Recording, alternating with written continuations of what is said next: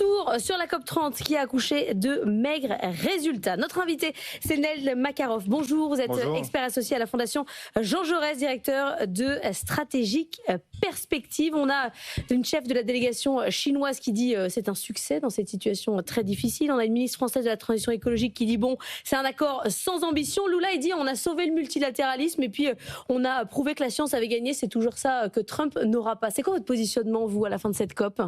Lula avait promis que c'était la COP de la vérité et on voit qu'au moins il y a une vérité qui émerge, c'est que la COP n'est pas une bulle diplomatique isolée.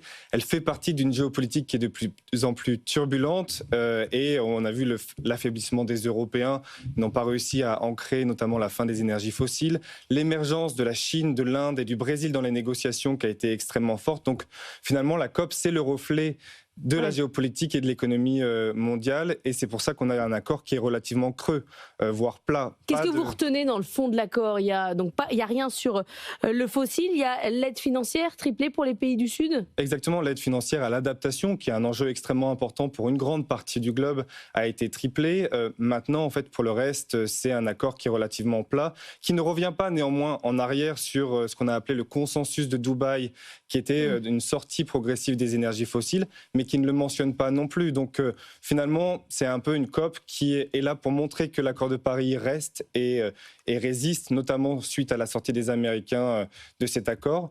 Mais il n'y a pas d'avancée majeure lors de cette COP. Annalisa. Justement, tant qu'on n'est pas d'accord sur la question de la sortie des énergies fossiles, en fait, on ne pourra pas réellement avancer. Oui, exactement. Et on a vu une offensive assez forte de la Russie, de l'Arabie Saoudite, contre notamment ce langage sur la sortie des énergies fossiles. Et il ne faut pas être naïf. Derrière cette offensive, il y avait aussi l'influence des États-Unis qui étaient en sous-main et dans l'arrière-fond pour essayer de faire dérailler un accord sur la sortie des fossiles. Parce que ces pays-là n'ont aucun intérêt à ce que le reste du monde se décarbone, parce qu'ils perdraient des clients importants et ils perdraient un levier de chantage politique important. Il faut rappeler que l'administration Trump a quand même fait plier l'Union européenne pour importer du gaz naturel liquéfié à hauteur de 750 milliards d'euros sur les 3 prochaines années. Donc on voit que le gaz comme le pétrole sont devenus des outils de chantage politique. Le gaz qui sert quand même de transition, hein, dans un certain nombre de cas, c'est pas inutile quand même pour la transition écologique. En Europe, en tout cas aujourd'hui, c'est plutôt un pari risqué de parier sur le gaz parce qu'on n'a pas de ressources gazières sur le continent, ou très peu. On a importé énormément du gaz de la Russie, aujourd'hui des États-Unis et du Qatar. Donc c'est quand même un pari géopolitique assez risqué. Autre point qui a retenu notre attention, c'est le fonds brésilien en faveur des forêts. Et c'est 5 milliards de dollars. Ça, c'est une innovation, c'est pas inintéressant non plus. Oui.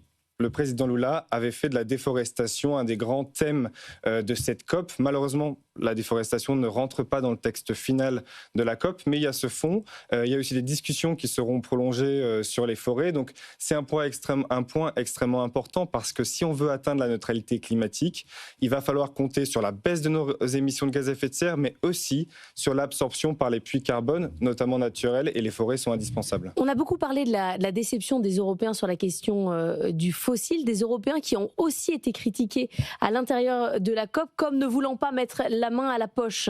Est-ce que vous avez remarqué ça aussi ?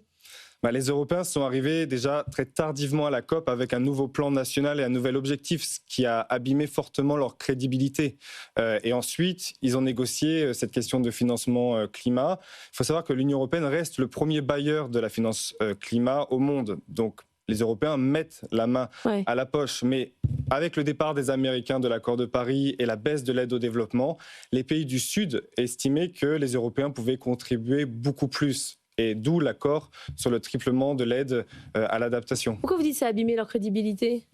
Tout simplement parce que auparavant, l'Union européenne était vue comme un bloc qui a été à l'avant-garde de la transition écologique. Aujourd'hui, au sein de l'Union européenne, il y a des divisions. La décarbonation ne fait plus un consensus, en tout cas plus autant qu'auparavant. Et le reste du monde n'attend pas l'Union européenne pour faire sa transition. Quand vous regardez la suprématie technologique de la Chine sur les technologies vertes, le Vietnam est en train de déployer rapidement le véhicule électrique, le Brésil met en place une stratégie contre la déforestation. Donc le reste du monde est en train de bouger quand les Européens sont en train de zigzaguer sur la question de la décarbonation. Annalisa. Justement, chaque COP est aussi un reflet de la situation géopolitique dans laquelle on se trouve. On a vu Xi Jinping, le président chinois, se poser en nouveau chantre des énergies renouvelables il y a quelques semaines à l'ONU. Qu'est-ce que vous en pensez? Est-ce qu'on peut vraiment aller vers des COP guidées de plus en plus par les pays émergents, les économies émergentes? Ce qui est sûr, c'est que la COP, maintenant, est sur le terrain géopolitique, commercial et économique. Et là-dessus, la Chine a clairement une longueur d'avance. Elle a la suprématie technologique. D'ailleurs, petite anecdote, le président Lula est arrivé à la COP à bord d'un véhicule électrique chinois BYD, ce qui montre aussi cette nouvelle ère industrielle qui est en train d'émerger, qui est largement dominée par la Chine. Et d'ailleurs, la question commerciale, lors de cette COP, a été le centre même du débat, parce que la COP n'est plus une question de baisser nos émissions de gaz à effet de serre pour respecter le 1,5 degré ou le 2 degrés. C'est une question de comment les technologies circulent dans le monde, où sont les barrières, qui est le plus rapide dans cette nouvelle ère industrielle. Et c'est vraiment ici que se joue l'ensemble de cette course à la transition écologique. Oui, c'est intéressant ce que vous dites. Il y aurait quasiment pu y avoir des contrats signés à la COP. C'est pas le lieu normalement, mais ça pourrait être ça. C'est pas le lieu, mais c'est clair que ça s'inscrit dans cette... la Chine a cette volonté et cette ambition de dominer cette nouvelle ère industrielle qui est en train d'émerger. Et je pense qu'ici, en tant qu'Européens, il ne faut pas être naïf. Les innovations et les emplois de demain ne se feront pas dans le moteur thermique ou dans la chaudière au fioul. Ils se feront dans la batterie ou dans la pompe à chaleur. Donc si on n'est pas capable à un moment donné de rattraper la Chine dans cette course industrielle, on risque tout simplement de perdre les usines et les emplois sur notre territoire.